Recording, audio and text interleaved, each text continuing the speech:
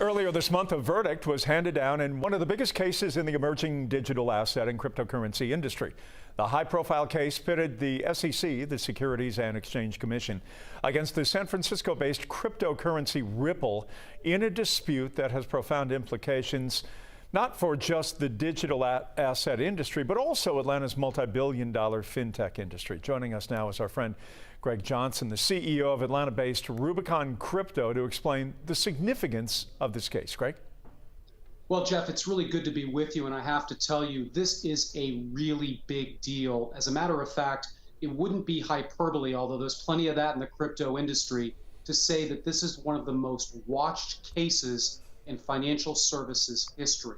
The SEC has a very important role in American financial services and sets the tone for the global regulation that tends to happen in the securities industry. The other part of this lawsuit has been Ripple, one of the original cryptocurrencies.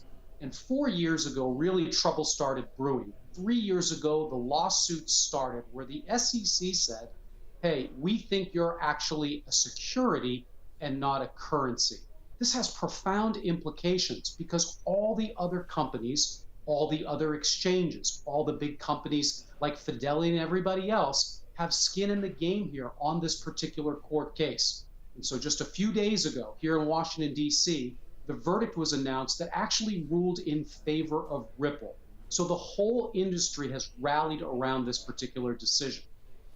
Now, this has been a busy summer for your industry, Greg, and what are some of the other developments in the world of crypto? If that weren't enough, Jeff, with this Ripple verdict, and in some cases it still has a long way to go, the SEC will probably appeal. But another household name that you're probably familiar with, BlackRock Investments. BlackRock manages over $9 trillion.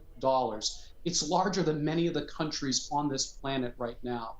You know, for years, the CEO, Larry Fink, has been talking about how crypto was the worst thing, since, rat poison. And the reality is he's been a very vocal critic. This week, or excuse me, I should say last week, he started to backtrack very significantly. And as a matter of fact, was quoted as saying that the crypto industry may be one of the most important pieces of financial evolution. When you're the #1 asset manager in the world, and all of a sudden you shift on a dime 180 degrees, it has people asking a lot of questions about whether there was a double standard, whether or not there was some hypocrisy in the industry.